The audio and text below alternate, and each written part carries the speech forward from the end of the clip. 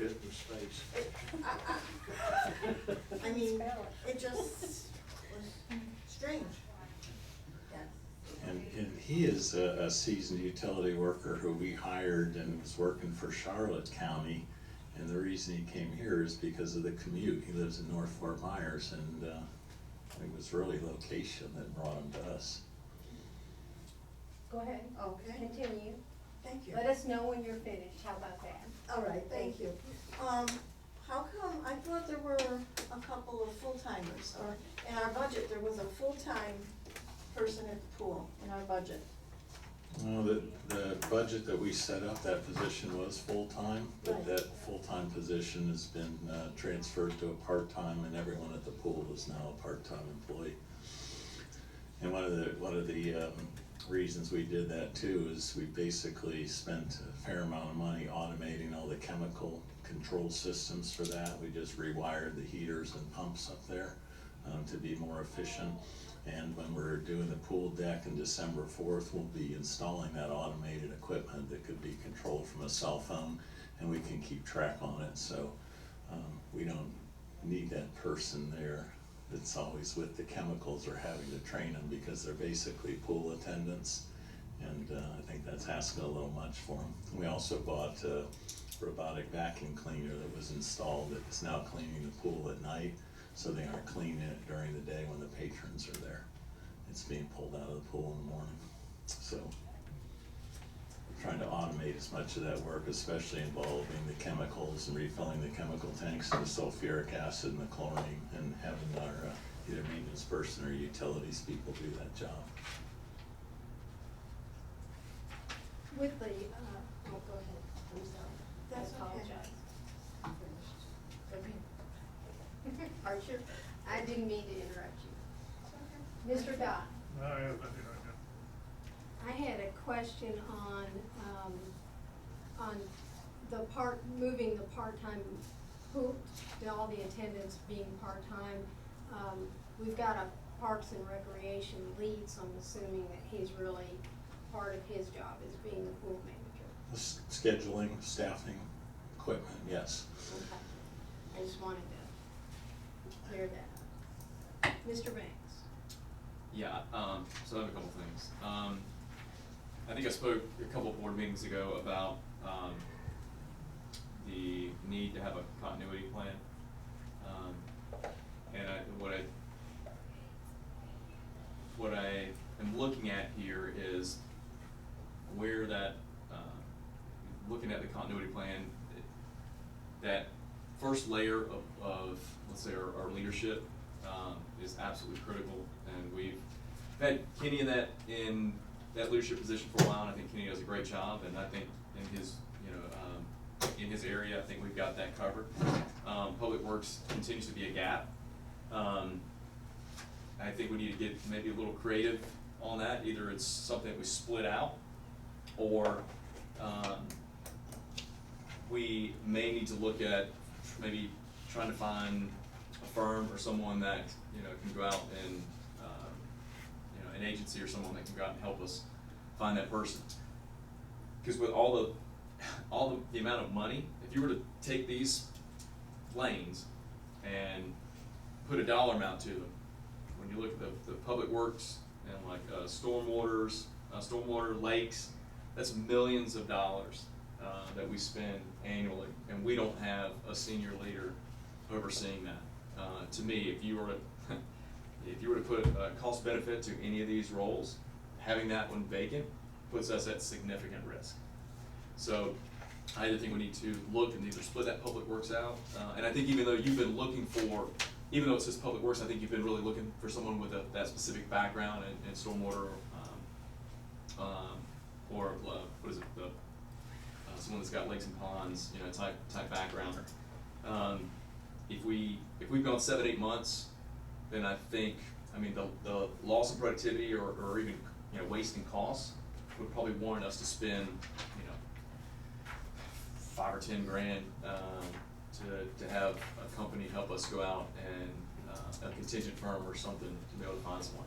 And I don't know, I'm in this business, but I don't know of a firm off the top of my head that specializes in that area. We probably have to dig around a little bit, but it is something to consider. consider.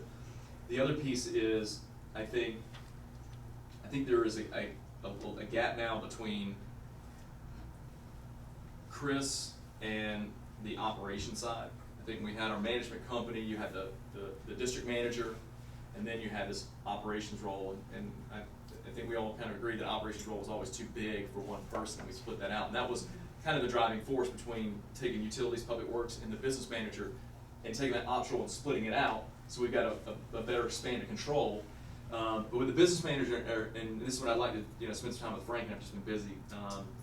But what I would love to see is that business manager also take on more operational type role or functions, because one thing there's an absolute gap is HR. We don't have anyone in this building that is designated for HR, that handles any HR issues, which that's really like payroll, it could be benefits, it could be grievances, it could be training. I mean, there's a lot of things that we don't have anyone today. Now, Mike did assume some of that role when he was here, but now he's gone, that's not a part of responsibility. And I do, Frank, I think I remember your background, I think you have covered some HR functions in the past. Actually, I met about 2 hours ago with Paychecks, and they're sending me information on the HR services they provide too. Because my approach has always been, they're the experts, those companies know what they're doing, they know the updates long before anyone else does. And they're gonna send me, we're talking in January, about what they offer, what it would cost to keep basically CYA, so that we are covered on the HR side of it, because it really is like, I've been going through the desk, and I'm not criticizing anybody, I'm just saying, you're absolutely right. There's not any HR, professional. And if you look at risk and liability, Yeah. That's the biggest. That's It really one of the is. biggest areas. If you don't have proper protocols or people in place, that's where lawsuits come out of, is lack of HR. And then the other piece is, again, what I'd love to see from either the business manager or ops is, I think we need a little bit a dotted line responsibility to this position, because what I would love to have is someone that's going to do internal audits, that's going to do internal reviews, outside of what Chris does, without fear of any repercussions. That is the nice thing we have with the management company. But at the same time, you had an ops manager that reported to the district manager. And how could the ops manager ever hold the district manager accountable if that was the hiring party, right? So it's something I think we should look at the job description and maybe draft out some dotted line responsibility. And the only thing that I would say is, if there's any reason for termination of, let's just say, the business manager, and I'm not sure if we have this stated in The way he doesn't even got his ears wet yet. It just, and just as an example, is that we'd have to have board, you'd have to have board approval for that. Because I think do we have, Tony, do you know if in our leadership, if Chris has the ability to terminate the leadership role without board approval? I know we gave Chris, really responsibility to manage. You mean the three immediately underneath him? Yeah. Business manager, public works, can't recall. Can we I'll just check that. Can we just Yeah. look? I'm pretty sure we do. I think so, It's but I'll all double check. personnel. Because I think there has to be at least one leadership position that we're using as our checks and balances, and they can do internal audits without fear of backlash. If those, let's say if an audit comes back negative for whatever reason, and these are purely hypothetical, but I think there has to be some kind of checks and balance there, because we don't have any in place today. So really, what to kind of summarize, I think the business manager should be that position that is HR, finance, operations, and should be, for all intents and purposes, could be a potential successor to district manager, or at least in the event that, let's say, Chris finds another job tomorrow and leaves, that person has insight into some of the day-to-day operations, especially the finance. And it makes perfect sense for your finance guy to have some close interaction. Yeah. Did you have a question? I was waiting for No. everybody's finished and I was finished. And the only other piece is just around like PMO. So we've talked about What was that? the PMO, like a project manager. So as many projects as we have, I think we need someone to manage the overarching kind of project management office. And again, that kind of, for me, it kind of falls on the finance accounting side, even though it seems like I'm putting a lot on your plate. But everything runs through accounting, in my opinion. So when I'm managing a project, my right hand is my finance partner. They're the ones that's gonna make sure that we're on time, on budget, that our resource plan, that we're within our margins, all that kind of good stuff. And I think that's a nice checks and balances that we need to either incorporate or create a role, either under the finance department that manages, kind of the project level. And that project office would support public works and utilities, because that's where the projects pretty much are. So that's really the biggest things that I have. I got three things. Issue one is this chart doesn't show what I believe causes a lot of the problems.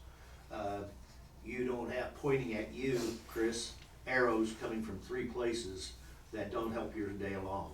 One, you got the attorney, you got the engineer, and you got Infomark all reporting to you, which are workloads that just task your time. Second thing is relative to workloads. I think that center square tells it all. We've got to get somebody in that public works position.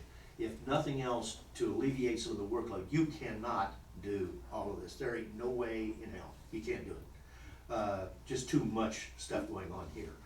That public works person would really help in that, but more importantly, that public works person would provide the redundancy because everybody else is coming through him.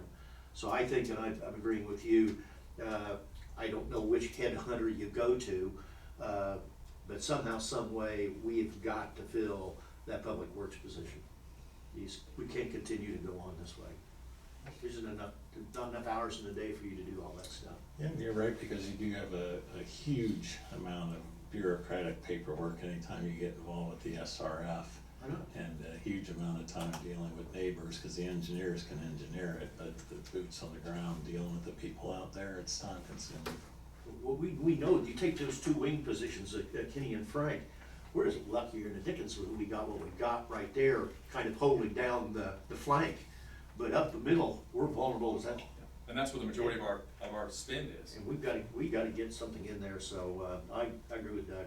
We have to go out and get a headhunter, or, if it's money, we need to have somebody come back and tell us what we're offering in getting it.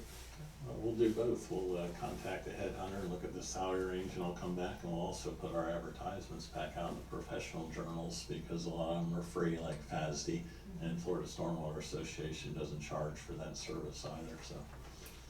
I just find it unbelievable that with as many people coming to Florida and looking for a temporary get out of the north job, especially in the public works side, that we can't find somebody. Now, the downside is the ponds. People coming from up north aren't familiar with this, and they sure haven't met anybody like South Florida Water Management District. But still, stormwater, but we need that public works guy, bad. And I'm not familiar enough with that role to know where would people go to look. First place you look is you go steal them from someplace else.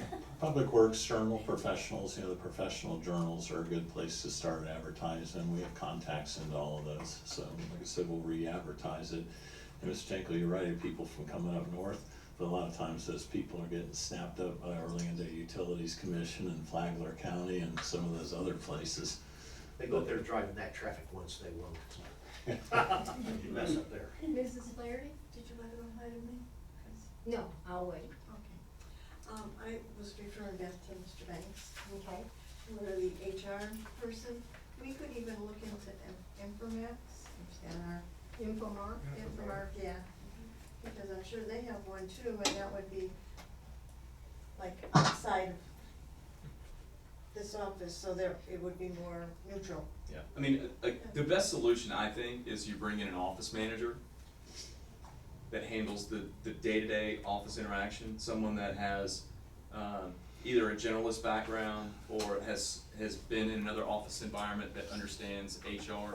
And you don't have to be an HR specialist, you just need to know, you know, the handbook and how to do, you know, conflict resolution and, you know, just, you know, even some of the day-to-day stuff. So I think the solution is to have an office manager, that could take on that as a part of their responsibility, so you're, you know, you still have, you know, someone, 'cause I think Diane used to do, didn't she used to do some of the HR stuff when she was here? And mostly the administrative, and Frank is charged, you know, with being the HR contact, and we do have some good resources. One, you mentioned Paychecks to PRIA, our insurance carrier, has a lot of HR resources available, including helplines and lawyer lines.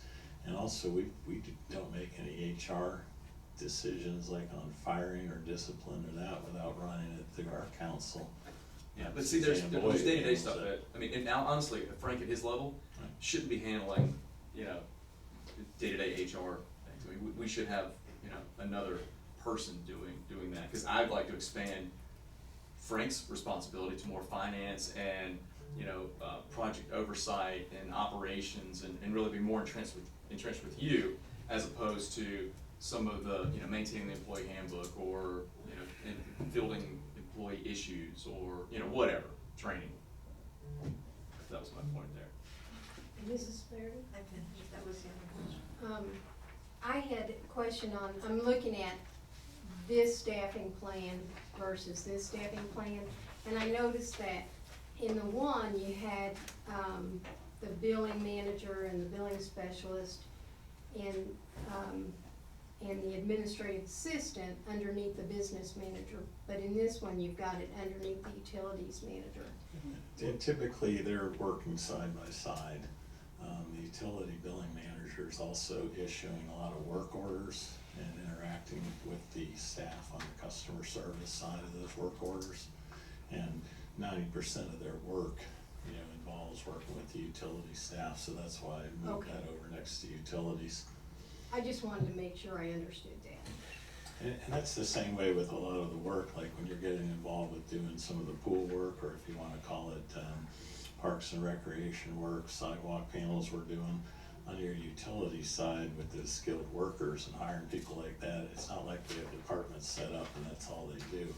You know, if they need something over at the soccer field, like we replaced 3 panels yesterday, you know, crew went over there and took the Kubota and broke it up and poured new concrete and replaced the panels. And they could be up at this, you know, Billy was up at the swimming pool yesterday, so a lot of these skill sets run across the organization. You know, we don't have a parks and recs person per se. Definitely one more thing, I'm sorry. And Mr. Guy raised his hand That's first, fine. and Mr. Guy. Thank you, Madam Chairman.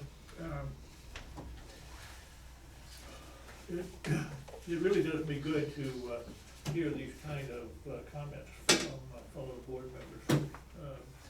It reinforces my belief that we are all working hard to make Gateway Services CDD as good as it can possibly be. And I want to comment that I believe Chris has made some marvelous improvements and some great hires.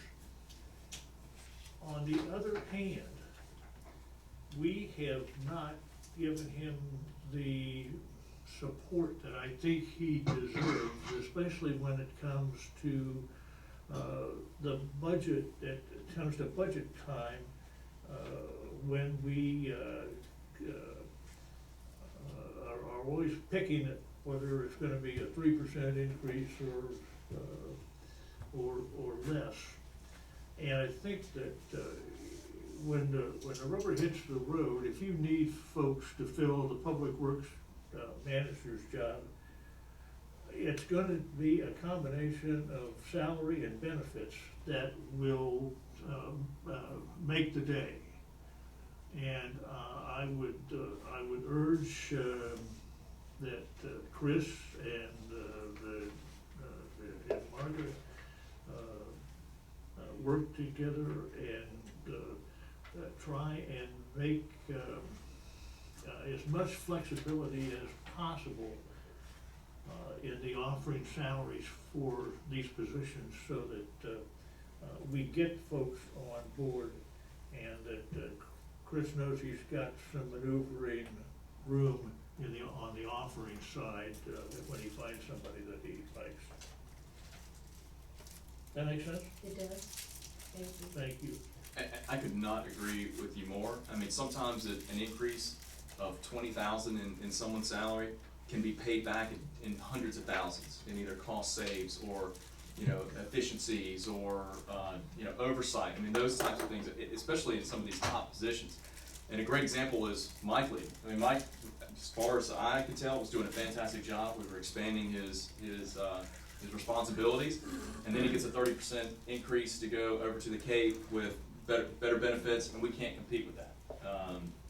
And I even asked him point blank, hey, is there anything we can do on from a salary or compensation that that would entice you to stay? And he said, Mr. Banks, to be quite honest, no, because the work environment is a better environment. The benefits are much better, and so it was a combination of things. It wasn't just one. So I agree with you, Bill. I mean, in this day and time, we are in a war for talent. The unemployment rate is at an all-time low, and there's very little indication that that's going to go in the upwards direction anytime soon. And it most impacts these mid-level positions. That's where jobs are. One thing I did want to just add, Chris, and I completely forgot about it earlier. So we have part-time positions at the pool, and I'm not here to argue, whether that's warranted or not. But if you look at what their responsibilities are and the amount of people that are at the pool, and compared to what we have at let's say our soccer field on Friday and Saturday, it fails in comparison. I mean, you're talking about thousands of people between Friday and Saturday, but we've never had any dedicated resources there. But we'll have someone sitting at the pool for hours at a time with no participants whatsoever, or maybe a handful. So to me, either we look at and if there's a need that occurs, and just due to the volume, you probably have more needs and occurrences here than you would at the pool. So that may be something to consider, whether it's just Friday night and Saturday, part-time employee to go and just, oversee things, make sure that, everyone's operating. And I'm not saying that you were not there to necessarily give league support, but just to oversee and have someone on site from a liability perspective as well. It's problematic always to get the gates closed there at night, as people stay on, the fields, and we've pared down the schedule, of course, for the winter hours, and we're trying to keep them at a minimum for the pool, and minimize the staff that's needed up there too with the automation. And I did attend a human resources luncheon 2 weeks ago, and they had some presentations there, but I talked to a benefit consultant, and she's given me a proposal, and I just wanted her to evaluate our benefits package with what's out there in the market. Because in some cases we do very well with our insurance. On the retirement, maybe not so much, but across the board, just have her do an evaluation, and it's about a $3,000 exercise, so it'd probably be worth it. Anything else?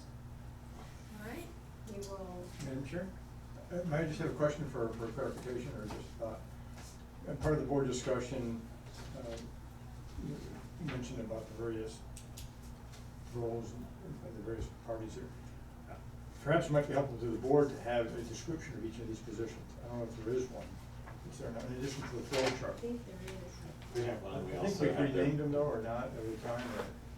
We've redone several of them, and we're recrafting a few right now, and we also have the main subject areas that they're dealing with under their position. And they'll come back to the With board one, for it's their- mainscape, it's landscaping, it's pool, it's dog park. And I'd love for you to have, what does your succession plan look like? Right. In the event that Kenny leaves tomorrow, what happens? Is there someone under Kenny that, that knows where the keys are? And right now, there's no one under Public Works, so I don't know who's leading that effort. And like when Mike left, we didn't really have anyone underneath Mike to oversee the accounting, any of the accounting and finance pieces. So it's just, that's continuity, and that's where it's absolutely lacking, and there has to be solutions there, or we're putting ourselves in a really tough situation. You get that public works bill, 90% of your problems go Ed, would you say that again, please? You get that public works position filled and 90% of your problems go away. The new building will help too. Especially, Yeah, especially if new you have building that will help person a lot. with a con background. Okay, I'm gonna go ahead and adjourn the workshop so we can move into the regular meeting. Let me take a break first. And I've been requested a 5-minute break. We got a long meeting, so I'll try and make it a short break. Okay, thank you.